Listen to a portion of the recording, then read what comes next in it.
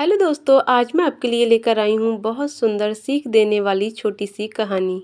Phone की घंटी तो सुनी मगर आलस की वजह से कंबल में ही लेटी रही।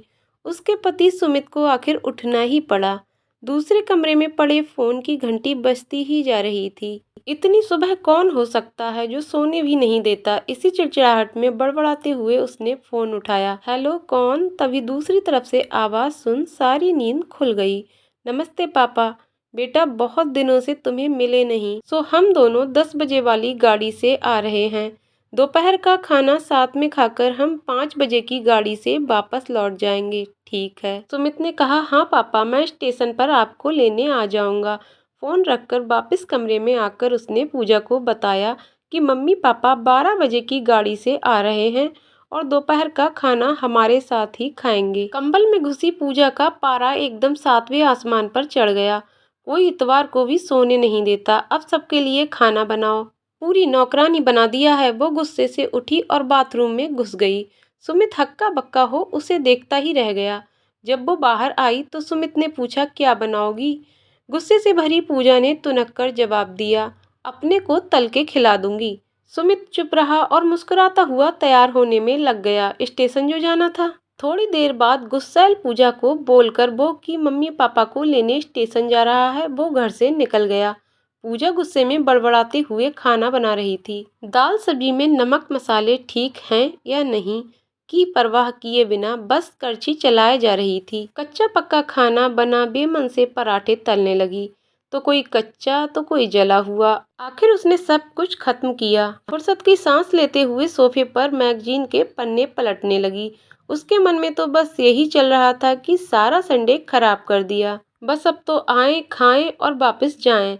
थोड़ी देर में घर की घंटी बजी तो पूजा बड़े बेमन से उठी और दरवाजा खोला। दरवाजा खुलते ही उसकी आंखें हैरानी से फटी की फटी रह गईं और मुंह से एक शब्द भी नहीं निकल सका। सामने सुमित के नहीं, उसके अपने मम्मी पापा खड़े थे, जिन्हें सुमित स्टेशन से लाया था। मम्मी ने आगे बढ़कर उसे झिंझोड़ा।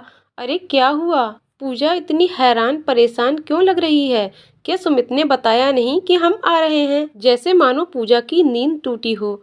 नहीं मम्मी, इन्होंने तो बताया था, पर चलो आप अंदर तो आओ। सुमित तो अपनी मुस्कुराहट रोक नहीं पा रहा था। कुछ देर इधर उधर की बातें करने में बीत गया। थोड़ी देर बाद पापा ने कहा, पूजा गप्पे ही मारती रहोगी या कुछ खिलाओगी भी? ये सुन पूजा को मानो सांप सूंघ गया हो। क्या करती बेचारी को अपने ही हाथ से बनाए अधपके और जले हुए खाने को परोसना पड़ा। मम्मी पापा खाना तो खा रहे थे मगर उनकी आंखों में एक प्रश्न था जिसका वो जवाब ढूंढ रहे थे। आखिर इतना स्वादिष्ट खाना बनाने वाली उनकी बेटी आज उन्हें कैसा खाना खिला रही है? पूजा अपराध बोध सी मुंह नीचे किए बैठी खाना खा रही थी। मम्मी पापा से आंख मिलाने की उसकी हिम्मत नहीं हो पा रही थी। खाना खत्म कर सब ड्राइंग रूम में आ बैठे। सुमित कुछ काम है, अभी आता हूँ कहकर थोड़ी देर के लिए बाहर निकल गया। सुमित के जाते ही मम्मी, जो बहुत देर से चुप बैठी थीं, बोल पड़ी, क्या सुमित ने बताया नहीं था कि हम आ रहे हैं? तो अचानक पूजा के मुंह से निकल गया, उसने सिर्फ ये कहा था कि मम्मी पापा लंच पर आ रहे हैं। फिर क्या था? पूजा की मम्मी को समझते देर नहीं लगी कि ये क्या मामला है। बहुत दुखी मन से उन्होंने पूजा को समझाया, बेटी, हम हो या उसके मम्मी पापा, तुम्हें तो बराबर सम्मान करना चाहिए।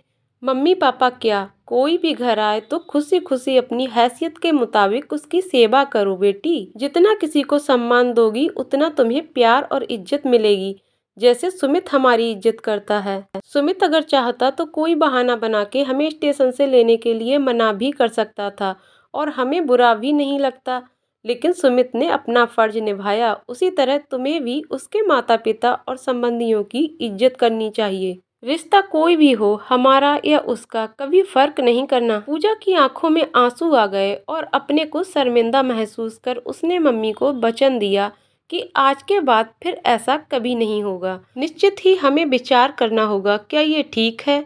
क्या ये घटना 10 से 8 घरों में नहीं होती है? रिश्तों में अपना पराया कैसा, रिश्ते निभाने से ही निभते हैं। हम ही अपने बड़े बुजुर्गों माता पिता का सम्मान नहीं करेंगे तो हमारा सम्मान कौन करेगा?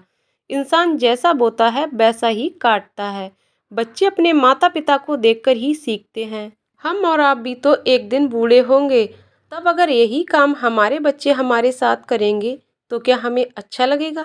नहीं ना, तो आओ हम सब मिलकर समाज, राष्ट्र, देश ही नहीं पूरी दुनिया को एक नई दिशा दें, जो कि हमारी संस्कृति और सभ्यता है। दोस्तों, आपको कहानी कैसी लगी कमेंट करके जरूर बताइएगा। कहानी पसंद आई हो तो वीडियो को लाइक शेयर करें और चैनल को सब्सक्राइब करें। वीडियो को अंत तक देखने के लिए बहुत बहुत धन्यवाद दोस्तों।